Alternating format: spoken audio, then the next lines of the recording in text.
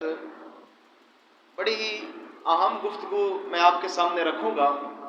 میں اللہ سے دعا کرتا ہوں اللہ تعالیٰ مجھے حق سچ بیان کرنے کی توفیق عطا فرمائے، اور سمیت میرے اللہ تعالیٰ ہم سب کو اس کے اوپر عمل کرنے کی توفیق عطا فرمائے۔ میرے محترم بھائیو، یہ جو دور جا رہا ہے ہر بندہ پریشان دکھائی دیتا ہے۔ کیا بنے گا؟ اتنی مہنگائی ہو گئی ہے، فلاں چیز کیسے ملے گی، رزق کا مسئلہ، فلاں مسئلہ۔ میرے محترم بھائیوں، مایوسیاں ہیں، لوگوں کے چہروں سے بھی ظاہر ہے، اور لوگوں کے دلوں کے اندر بھی یہ خیالات ہیں کہ کیا بنے گا، کس طرح زندگی گزرے گی، کوئی چیز مس نہ ہو جائے، کوئی رہ نہ جائے، کہیں فاقہ نہ آ جائے، کہیں کوئی قحط نہ آ جائے، کوئی مسئلہ نہ بن جائے۔ میرے محترم بھائیوں، یہ پریشانیاں، میں اللہ کے گھر کے اندر کھڑا ہوں، کعبہ کے رب کی قسم ہے، یہ جو ذہن بنتا ہے اس وقت شیطان اس انسان کی مدد کر رہا ہوتا ہے کہ وہ انسان کو مایوس کرتا ہے، پریشان کرتا ہے۔ کیونکہ جب پریشانی ذہن کے اندر آتی ہے تو لازمی طور پر اللہ کی انسان ناشکری کرتا ہے، وہ ایسے کلمات زبان سے نکال بیٹھتا ہے جو اللہ تعالیٰ کو ناراض کرتے ہیں۔ تو میرے محترم بھائیو، چند آیات میں آپ کے سامنے رکھوں گا، انشاءاللہ دل کو تسلی ہوگی، دل اطمینان پکڑے گا، اور ضمیر انشاءاللہ مطمئن ہوگا، اور سکون والی زندگی انشاءاللہ اللہ تعالیٰ عطا فرمائے گا جب یہ عقیدہ ہمارے ذہن کے اندر پختہ ہو جائے گا۔ اللہ سے دعا ہے اللہ تعالیٰ مجھے اور آپ کو سمجھنے اور اس کے اوپر عمل کرنے کی توفیق عطا فرمائے۔ میرے محترم بھائیو، سورہ زاریات ہے، آیت نمبر 58 اور 57 اور 58 میں نے آپ کے سامنے تلاوت کی۔ اس میں اللہ فرماتے ہیں ما ارید منہم من رزق وما ارید ان یطعمون، کہ میں انسانوں سے رزق کا مطالبہ نہیں کرتا کہ میں اللہ کو رزق دیں یا میں اللہ کو کھلائیں۔ اللہ فرماتے ہیں میرا یہ مطالبہ ہے ہی نہیں۔ یہاں اللہ تعالیٰ نے انسان کی فطرت کے اندر آ کے اللہ تعالیٰ نے بات سمجھانے کی کوشش کی ہے کہ انسان جب کوئی چیز بناتا ہے تو اس سے پیچھے کوئی فائدہ ہوتا ہے، مجھے نفع ملے گا، کوئی چیز خریدی، کوئی چیز بنائی کہ مجھے فائدہ دے گی۔ تو اللہ فرماتے ہیں کہ انسانوں میں نے تمہیں پیدا کیا ہے، بنایا ہے، اپنے نفع کے لیے نہیں بنایا کہ تم مجھے نفع دو گے یا میرے کام آؤ گے، میرے کام کرو گے۔ یہ نہیں ہے کہ تم مجھے رزق پہنچاؤ گے یا مال و دولت دو گے یا کچھ میرے کام کرو گے۔ اللہ فرماتے ہیں یہ کام نہیں، بلکہ میں نے تمہیں پیدا کیا ہے کہ تم میری بندگی کرو، میرے غلام بن کے رہو، میرے بن کے رہو، میرے بندے بن کے زندگی گزارو، جو دستور میں نے دیا ہے اس کے مطابق زندگی گزارو۔ یہ اللہ چاہتے ہیں کہ میں تم سے یہ چاہتا ہوں، کوئی رزق کا مطالبہ نہیں، کوئی کام کا مطالبہ نہیں، کوئی مال و دولت کا مطالبہ نہیں، صرف مطالبہ ایک ہے کہ میری بندگی کرو۔ اللہ فرماتے ہیں میرے غلام بن کے رہو۔ اور آگے اللہ تعالیٰ فرماتے ہیں ان اللہ هو الرزاق، کہ بے شک میں اللہ سب سے بڑا رازق ہوں، رازق تو میں ہوں۔ اب یہاں میرے محترم بھائیوں بات سمجھنے والی ہے، الرزاق یہ تفضیل کا صیغہ ہے، مبالغے کا صیغہ ہے، اور یہاں میرے محترم بھائیوں اگر غور کریں تو الرزاق کے ساتھ اللہ تعالیٰ نے الف لام کا اضافہ کیا ہے۔ جب یہ الف لام آتا ہے تو اس میں مزید تاکید پیدا ہوتی ہے کہ سب سے بڑا رازق بھی صرف میں ہوں، میرے علاوہ کوئی رازق نہیں ہے، رزق کا سارا اختیار اللہ کے پاس ہے۔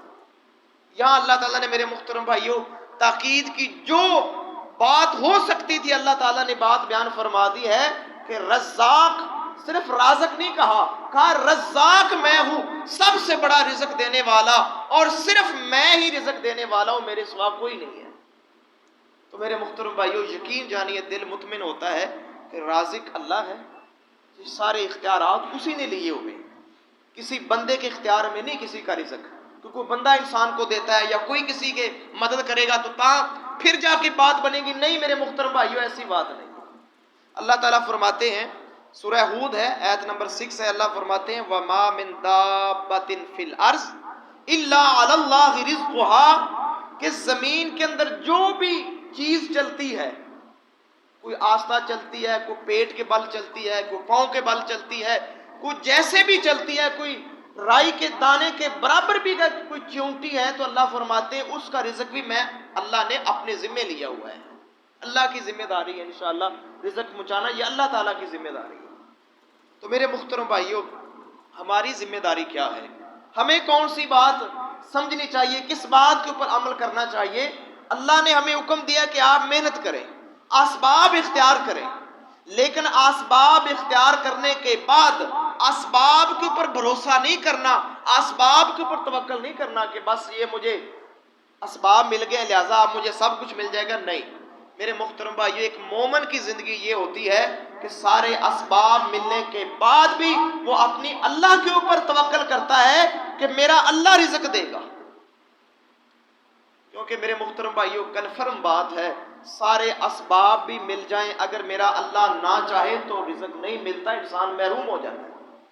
اور بعض دفعہ اللہ تعالیٰ بغیر اسباب کے بھی، بغیر سہولیات کے بھی انسان کو اللہ تعالیٰ رزق عطا کر دیتا ہے۔ تو معلوم ہوا کہ سارے اسباب اور ساری سہولیات، رزق کے سارے اختیارات میرے اللہ کے پاس ہیں۔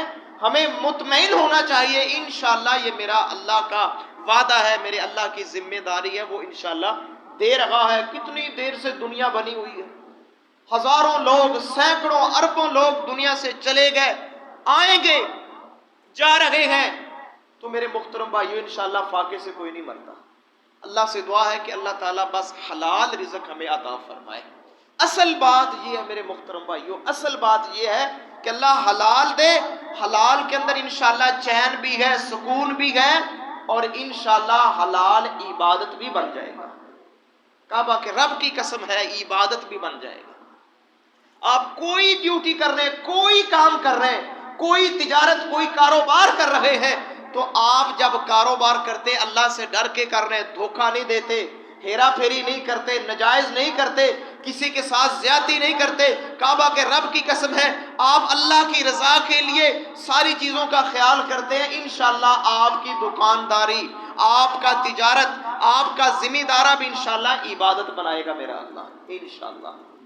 محمد الرسول اللہ صلی اللہ علیہ وسلم کی حدیث مجھے یاد آ رہی، اللہ کے نبی نے فرمایا جو ذمہ دار ہوتے ہیں، زمینیں کاشت کرتے ہیں، فصلیں کاشت کرتے ہیں، تو ان فصلوں سے پرندے آ کے کچھ کھا جاتے ہیں، جانور کچھ کھا جاتے ہیں، تو میرے نبی فرماتے ہیں میرا اللہ وہ جو پرندے کھا جاتے ہیں ان کے کھانے کو اللہ اپنے بندوں کے لیے صدقہ بنا دیتا ہے، یعنی ان کے اوپر بھی اجر عظیم ملتا ہے۔ اتنا میرا اللہ مہربان ہے میرے محترم بھائیو، اتنا اجر عظیم عطا کرنے والا ہے کہ فصلوں کے اندر جو چرند پرند انسان کی بیجی ہوئی فصل کے اندر کھا جاتے ہیں، اللہ تعالیٰ اس کو بھی انسان کے لیے صدقہ بنا دیتے ہیں۔ تو میرا اللہ اتنا مہربان ہے انشاءاللہ۔ تو میرے محترم بھائیو ہماری ذمہ داری صرف یہ ہے کہ اپنے اللہ سے تعلق مضبوط کریں، اپنے اللہ کو مانیں، اللہ والے بنیں، اللہ کے اوپر توکل کریں، اللہ کے اوپر بھروسہ کریں، میرا اللہ انشاءاللہ کبھی مایوس نہیں کرے گا، یہ میرے اللہ کا وعدہ ہے۔ انسان مایوس کر جاتے ہیں، انسان ساتھ چھوڑ جاتے ہیں، سارے اسباب کیوں نہ ہو، پوری دنیا کا ساتھ کیوں نہ ہو، لیکن میرے اگر اللہ کو منظور نہیں ہے میرے محترم بھائیو کچھ نہیں بنے گا۔ اگر میرے اللہ کو منظور ہے ساری دنیا مخالف کیوں نہ ہو، انشاءاللہ جو ملنا ہے وہ مل کے ہی رہے گا۔ یہ مسلمان کا ایمان اور عقیدہ ہونا چاہیے۔ اللہ سے دعا ہے اللہ عمل کی توفیق عطا فرمائے۔ میرے محترم بھائیو حدیث سنیے، آپ کا ایمان تازہ ہوگا انشاءاللہ۔ جناب محمد الرسول اللہ صلی اللہ علیہ وسلم نے فرمایا، صحیح الجامع کے اندر 2085 نمبر کے اوپر حدیث موجود ہے، ابو امامہ باہلی اس حدیث کے راوی ہیں کہ جناب محمد کریم علیہ الصلوۃ والسلام فرماتے ہیں ان نفسا لن تموت حتى تستكمل عجلها وتستوعب رزقها۔ محمد کریم علیہ الصلوۃ والسلام فرماتے ہیں اس وقت تک کسی بندے کو موت نہیں آئے گی جب تک اس کا وقت پورا نہ ہو جائے، یعنی جو اللہ نے زندگی دی ہے، جو وقت دیا ہے، جب تک وہ وقت پورا نہیں ہو جاتا اس وقت تک موت نہیں آئے گی، یہ محمد کریم علیہ الصلوۃ والسلام فرمایا۔ کچھ لوگ اس سے بھی ڈرتے ہیں کہیں ایکسیڈنٹ نہ ہو جائے، کہیں حادثہ نہ ہو جائے، کچھ ہو نہ جائے، چھت نہ گر جائے، بجلی نہ لگ جائے، یہ ایسے مسائل ذہنوں کے اندر آتے ہیں، کچھ ہو نہ جائے۔ میرے محترم بھائیو کعبہ کے رب کی قسم ہے کچھ نہیں ہوگا، محمد کریم کی زبان بھی سچی ہے، نبوت کی زبان سے یہ نکلنے والے الفاظ ہیں۔ میرے نبی فرماتے ہیں جب تک مدت پوری نہیں ہوگی موت نہیں آئے گی۔ اور آگے محمد الرسول اللہ صلی اللہ علیہ وسلم فرماتے ہیں وَتَسْتَوْعِبَ رِزْقَهَا، جب تک جو انسان کی قسمت کے اندر رزق لکھا ہے وہ رزق حاصل نہیں ہوگا اس وقت تک موت نہیں آئے گی. یعنی جو لکھ دیا ہے انشاءاللہ وہ مل کے رہے گا، وہ ہم نے کھا کے جانا ہے، انشاءاللہ چھوڑ کے نہیں جاتے. جو میری اور آپ کی قسمت کے اندر ہے انشاءاللہ ہم نے کھا کے جانا ہے، ملے گا انشاءاللہ. محمد کریم علیہ الصلوۃ والسلام کی سچی سچی زبان سے یہ الفاظ نکلے ہوئے. تو میرے محترم بھائیو، ایسے گھبرا جاتے ہیں، انسان کی فطرت ہے، انسان کمزور ہے، گھبرا جاتا ہے، فوراً بے امن ہو جاتا ہے. کیا بنے گا، کیسے کھاؤں گا، کچھ ہو نہ جائے، یہ چیز رہ نہ جائے. یہ باتیں ذہن کے اندر محترم بھائیو انسان کی جلد بازی کی اور ایمان کی کمزوری کی وجہ سے آ جاتی ہے. اللہ سے دعا ہے اللہ ہمارے ایمان کو مضبوط فرمائے، اللہ ہمارے ایمانوں کو مستحکم فرمائے. میرے محترم بھائیو آگے سنیں، سورہ روم ہے، آیت نمبر 40 ہے. یہاں میرے محترم بھائیو بات سننے والی ہے، انشاءاللہ عقیدے کی بھی اصلاح ہوگی، کچھ بات بھی انشاءاللہ سمجھ میں آئے گی. اللہ فرماتے ہیں اللہ الذی خلقکم، میں اللہ وہ ذات ہوں جس نے تمہیں پیدا کیا ہے، یعنی تمہارا خالق ہوں. اب جس نے بنایا ہے بھلا محترم بھائیو وہ انسان کو بھوکا چھوڑتا ہے؟ کیا وہ اس کی بھوک ختم نہیں کرے گا؟ کیا اس کو بھوکا مرنے دے گا؟ جس نے بنایا ہے، جو خالق کائنات ہے اور سب سے زیادہ اپنے بندوں سے پیار کرنے والا ہے، وہ انسان کو اکیلا نہیں چھوڑتا، تنہا نہیں چھوڑے گا انشاءاللہ. تو اللہ فرماتے ہیں میں وہ ذات ہوں جس نے تمہیں پیدا کیا ہے، ثم رزقکم، پھر میں نے تمہیں رزق دیا ہے. یہ رزق بھی اللہ تعالیٰ دے رہے ہیں، زندگی بھی اللہ نے دی ہے، رزق بھی اللہ دے رہے ہیں. اور آگے اللہ فرماتے ہیں ثم یمیتکم، پھر جب تمہارا وقت پورا آ جائے گا تم موت کی وادی میں چلے جاؤ گے، فوت ہو جاؤ گے. تو یہ اختیار بھی میرے اللہ کے پاس ہے. اور آگے اللہ فرماتے ہیں جب تم فوت ہو جاؤ گے پھر وقت آئے گا ثم یحییکم، میں تمہیں دوبارہ زندہ کروں گا. یہ 4 وعدے میرے محترم بھائیوں، کائنات ادھر کی ادھر ہو جائے، کوئی کچھ کہتا پھر کعبہ کے رب کی قسم ہے، میرا اور آپ کا اور ایک مسلمان، ایک موحد، ایک مومن کا عقیدہ ہونا چاہیے کہ خالق بھی اللہ ہے، رازق بھی اللہ ہے، موت بھی اسی کے اختیار میں ہے اور زندگی بھی اسی کے اختیار کے اندر ہے، دوسرا کوئی شریک ہے ہی کوئی نہیں. اور پھر یہ ساری باتیں کرنے کے بعد اللہ نے سوال کر دیا، مجھے اور آپ کو سمجھانے کے لیے اللہ نے سوال کر دیا. اللہ فرماتے ہیں حل من شرکائکم من یفعل من ذالکم من شیء، اللہ فرماتے ہیں جن کو میرے علاوہ تم پوجتے ہو، میرے شریک بنا کے بیٹھے ہو، بتاؤ ان میں سے یہ کوئی کام کر سکتا ہے؟ کوئی رزق دے سکتا ہے؟ کوئی موت دے سکتا ہے؟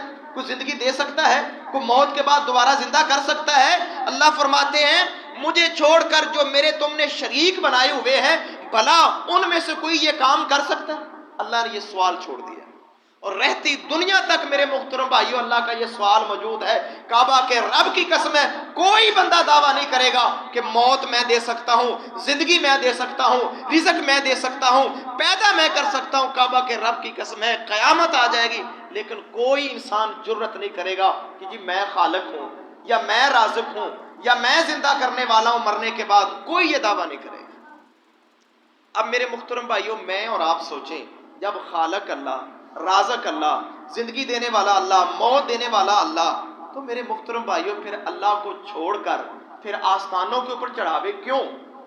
پھر آستانوں والوں کو راضی کرتے کیوں؟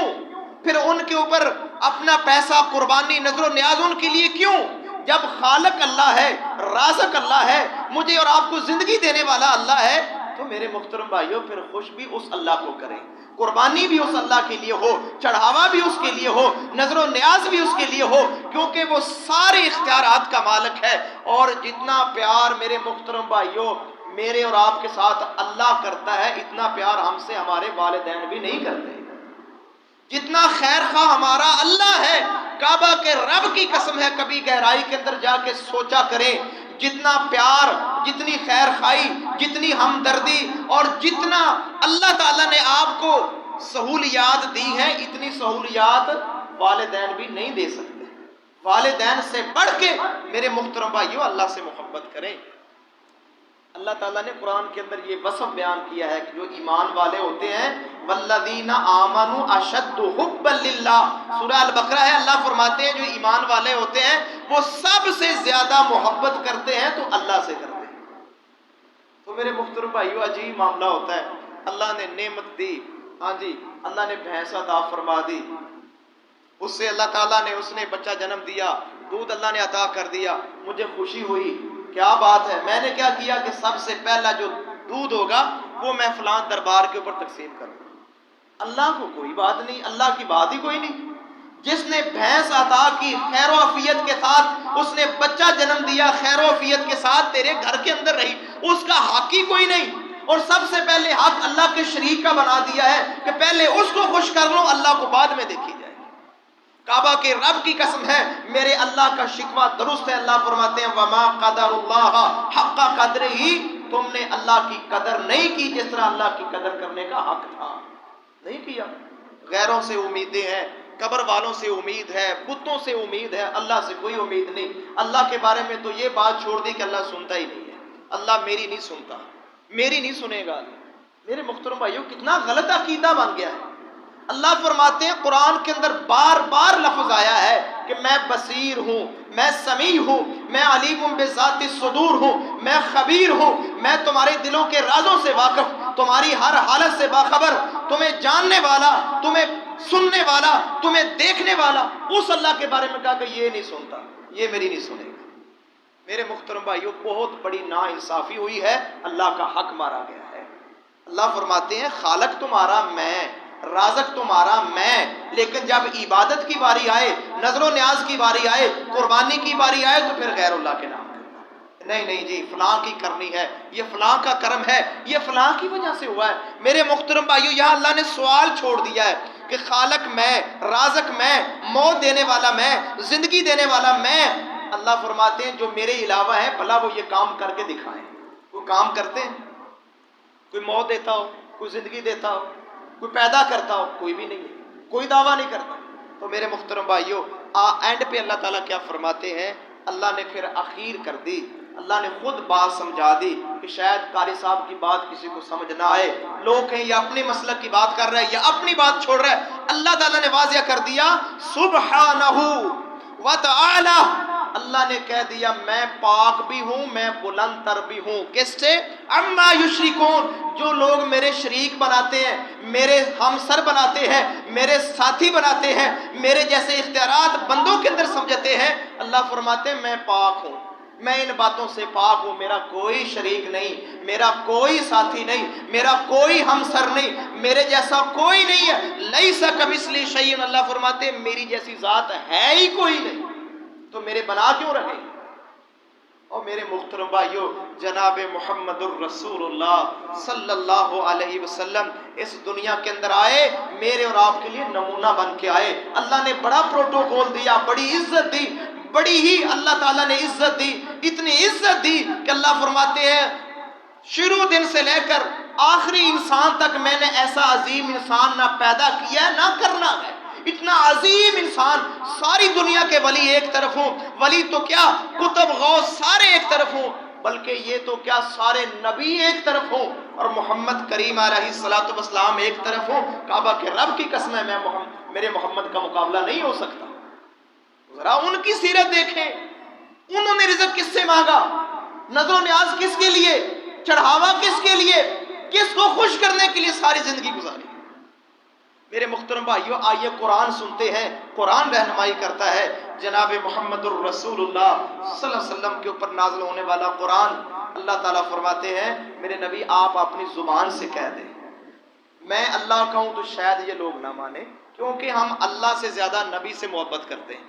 اور معاف کرنا یہ بات بھی میری درست ہے کہ نبی سے بڑھ کر ہم اپنے مولویوں سے پیار کرتے ہیں۔ نہیں جی یہ مولوی نے کہی ہے، یہ میرے امام کی بات ہے، یہ میرے پیر کی بات ہے۔ کعبہ کے رب کی قسم ہے کتنی زیادہ باتیں محترم بھائیوں ہم نے نبی کی چھوڑی ہوئی ہیں اور اپنے پیروں کی، اپنے مولویوں کی ہم نے مانی ہوئی ہے۔ تو معلوم ہوا پھر نبی سے زیادہ پیار تو مولوی سے ہے نا، نبی سے زیادہ پیار تو پیر سے ہے جس کی بات ہمارے لیے عام ہے۔ تو نبی محمد الرسول اللہ صلی اللہ علیہ وسلم کی زبان سے اللہ نے یہ بات نکلوائی کہ آپ فرما دیں، فیصلہ آپ کر دیں۔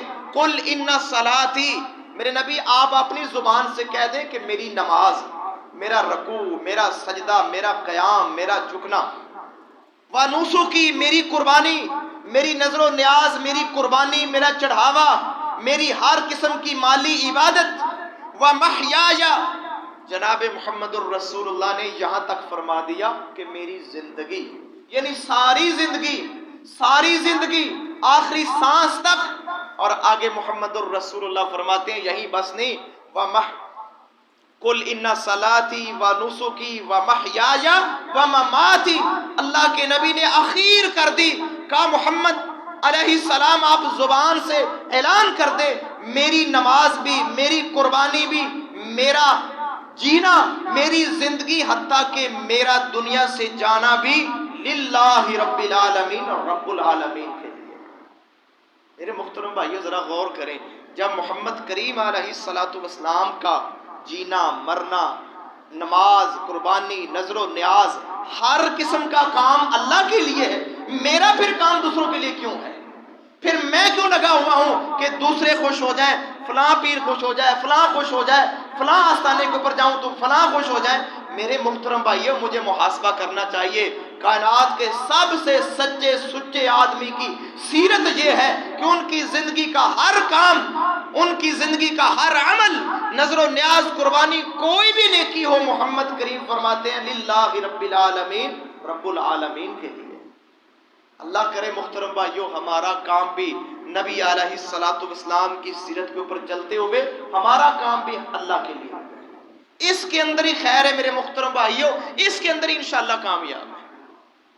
اس آیت میں اللہ تعالیٰ نے اخیر کر دی کہ میرے بندو جو بھی تم میرے شریک بناتے ہو میں پاک ہوں، نہ تو تخلیق کے اندر میرا کوئی شریک ہے، نہ رزق کے اندر میرا کوئی شریک ہے، نہ موت دینے میں میرا کوئی شریک ہے، نہ زندگی دینے میں میرا کوئی شریک ہے۔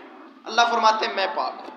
اور اگلی بات سنیں میرے محترم بھائیو، جناب ابراہیم علیہ السلام اللہ کے بڑے پیارے نبی، جن کو اللہ نے کہا کہ یہ میرا دوست ہے، وَاتَّخَذَ اللَّهُ إِبْرَاهِيمَ خَلِيلًا، کہ ابراہیم علیہ السلام فرماتے ہیں کہ اللہ فرماتے ہیں کہ ابراہیم میرا دوست ہے، میں نے خلیل بنا لیا۔ کتنی بڑی اللہ نے عزت دی ہے، یعنی کہ ان کی نسل میں کتنے نبی آئے، ان کا بیٹا بھی نبی، پھر آگے جا کے ان کی پوری لڑی کے اندر کتنے بے شمار نبی آئے، اللہ کے نیک بندے، ولی نہیں آئے، نبی آئے ہیں، برگزیدہ انسان آئے ہیں جن سے اللہ ہم کلام ہوتا تھا، جن کے اوپر وحی نازل ہوتی تھی، اور جن کے نام کے اوپر محترم بھائیوں قرآن کے اندر صورتیں موجود ہیں۔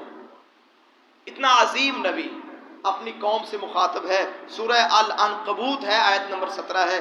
جناب ابراہیم علیہ السلام فرماتے ہیں ان الذین تعبدون من دون اللہ لا یملکون لکم رزقا، جناب ابراہیم فرماتے ہیں کہ میری قوم، جن چیزوں کو تم اللہ کے علاوہ پوجتے ہو، اللہ کے علاوہ جن کی پوجا کرتے ہو، یہ تمہارے رزق کا اختیار نہیں رکھتے، یہ تمہارے رازق نہیں ہیں، یہ بت، یہ مجسمے، یہ اولیاء اللہ کی تصویریں، یہ مجسمے، یہ تمہارے رازق نہیں ہیں۔ جناب ابراہیم کیا فرماتے ہیں فَابْتَغُوا عِندَ اللَّهِ رِزْقٍ، اگر رزق تلاش کرنا ہے تو اللہ سے مانگو۔ یہ ابراہیم علیہ السلام کہہ رہے ہیں۔ میرے محترم بھائیو ہم کیا کرتے ہیں؟ جہالت ہے، میں آپ کی بات نہیں کر رہا، تنقید نہیں کر رہا، لوگ جناب آستانوں کے اوپر جا کر نظریں مانتے ہیں کہ میری دکان چل پڑے تو میں یہ کروں، میرا کاروبار چل پڑے تو میں جناب یہاں آ کر 2-4 ڈیگیں تقسیم کروں، میں یہ کروں گا، وہ کروں گا۔ پھر جناب میلے لگتے ہیں، پھر وہ پورا نظام چلتا ہے، وہ پوری نظر مانی جاتی ہے، نظر اتاری جاتی ہے، قربانی کی جاتی ہے۔ اور میرے محترم بھائیو قرآن گواہ ہے، محمد الرسول اللہ صلی اللہ علیہ وسلم کا فرمان گواہ ہے، انبیاء کی سیرتیں گواہ ہے کہ رازق صرف اللہ ہے۔ ہر نبی نے آ کے یہی دعوت دی ہے کہ خالق بھی اللہ ہے، معبود بھی اللہ ہے، اور رازق بھی تمہارا اللہ ہے۔ اللہ سے دعا ہے اللہ اس عقیدے کو ہمارے ذہن کے اندر پختہ فرمائیں۔ میرے محترم بھائیو آخری بات سنیں، انشاءاللہ ٹائم ختم ہونے والا ہے، بات انشاءاللہ آپ کو سمجھ آئے گی۔ سورہ الحجر ہے، اللہ فرماتے ہیں وَإِن مِّن شَيْءٍ إِلَّا عِندَنَا خَزَائِنُهَا، اللہ فرماتے ہیں ہر چیز کے خزانے ہمارے پاس ہیں۔ قرآن ہے، قرآن سورہ الحجر ہے، آیت نمبر 21۔ ہر چیز کے خزانے ہمارے پاس ہیں، کوئی بڑی سے بڑی چیز ہو یا کوئی معمولی سے معمولی چیز ہو، اللہ فرماتے ہیں ہر چیز کے خزانے ہمارے پاس ہیں۔ وَمَا نُنَزِّلُهُ إِلَّا بِقَدَرٍ مَّعْلُومٍ، ہم آسمان سے یہ خزانے نازل کرتے ہیں جتنا چاہتے ہیں۔ اپنے اندازے کے مطابق جتنی ضرورت ہوتی ہے. جب تھوڑے انسان تھے یہی ایکڑ 10 من ہوتا تھا. جب زیادہ انسان ہو گئے تو 20 من ہو گیا، پھر 30 من، پھر 40 من، پھر 50 من، 60 من تک، بلکہ اس سے بھی آگے اس جا رہی ہے. تو اللہ فرماتے ہیں یہ ہم اندازے سے، یہ ہمارا اندازہ ہے کہ دنیا کے اندر کتنا رزق چاہیے، کتنی چیزوں کی ضرورت ہے. اللہ فرماتے ہیں یہ ہم نازل کرتے ہیں. تو اس ایسے معلوم ہوا کہ رازق بھی اللہ ہے، سارے خزانے بھی اللہ کے پاس ہیں، اور آسمانوں سے نازل کرنے والا بھی اللہ تعالیٰ ہے. اور حدیث سنیے جناب محمد الرسول اللہ صلی اللہ علیہ وسلم کی، صحیح مسلم کے اندر 6572 نمبر کے اوپر حدیث موجود ہے. حدیث قدسی ہے. اللہ تعالیٰ فرماتے ہیں یا عبادی، میرے بندو تم سب بھوکے تھے، تم سب بھوکے تھے، الا من اطعمتہ، مگر جس کو میں نے کھانا کھلایا، میں نے تمہیں کھانا دیا، کھانا تمہیں میں نے دیا. اور آگے اللہ فرماتے ہیں فاستطعمونی، لہذا تم کھانا مجھ سے مانگو. حدیث قدسی ہے، صحیح مسلم کے اندر صحیح حدیث ہے. لہذا کھانا تم مجھ سے مانگو، اطعمکم، میں تمہیں کھانا کھلاؤں گا. اور یا عبادی، اے میرے بندو تم سب ننگے تھے، یہ لباس تجھے میں نے عطا کیا. طرح طرح کے لباس، مختلف قسم کے لباس، نئی نئی ورائٹی آ رہی ہے. اللہ فرماتی یہ ساری نعمتیں میں تمہیں عطا کر رہا ہوں. اور اینڈ پہ اللہ نے ساری بات اخیر کر دی کہ میرے پاس اتنے خزانے ہیں. آخری بات ہے، اللہ فرماتے ہیں یا عبادی لو ان اولکم وآخرکم وانسکم وجنکم قاموا فی صعید واحد. اللہ فرماتے ہیں تمہارے پہلے لوگ بھی اور تمہارے آخر بھی، یعنی ساری دنیا، اور ان ساری دنیا کے اندر جن بھی شامل کر لیں. اللہ فرماتے ہیں انسان بھی شامل ہو جائیں، جن بھی شامل ہو جائیں، ایک میدان کے اندر اکٹھے ہو جائیں. اور اللہ فرماتے ہیں فاسألونی، پھر وہ مجھ سے مانگیں، مجھ سے سوال کریں، مجھ سے مانگے. اللہ فرماتے ہیں فَآتَيْتُ كُلَّ إِنسَانٍ مَسْأَلَتَهُ، پھر میں ہر انسان کو اس کی مرضی کے مطابق دے دوں. ہر انسان کو اس کی مرضی کے مطابق، جو انسان جتنا مانگے اس کو اس کی مرضی کے مطابق دے دوں. جناب محمد الرسول اللہ صلی اللہ علیہ وسلم کی یہ حدیث، اللہ فرماتے ہیں ما نقص ذلك مما عندي الا كما ينقص المخيط اذا ادخل البحر. اللہ فرماتے ہیں میرے خزانوں کے اندر اتنی کمی بھی نہیں ہوتی جتنی سوئی سمندر کے اندر ڈبو دی جائے اور سوئی واپس نکالے تو جتنا سوئی کے اندر پانی آتا ہے، اللہ فرماتے ہیں میں سارے جنوں کو، سارے انسانوں کو ان کی مرضی کے مطابق دے دوں، میرے خزانوں کے اندر اس سوئی کے برابر بھی کمی نہیں آتی. اتنے خزانے ہیں میرے محترم بھائیوں میرے اللہ کے پاس. اپنے ایمانوں کو مضبوط کریں، انشاءاللہ کچھ نہیں ہوتا. جتنی بھی مہنگائی ہو جائے، جو کچھ بھی ہو جائے، اگر ہمارا اللہ سے تعلق ہے، ہم اللہ کے اوپر توکل کرنے والے ہیں، تو انشاءاللہ اللہ رزق بھی دے گا، نعمت بھی دے گا، سہولیات بھی دے گا، جو جو اللہ نے لکھی ہے. میرے محترم بھائیوں مایوس نہیں ہونا، یہ مایوسی شیطان کی طرف سے. اللہ سے دعا ہے اللہ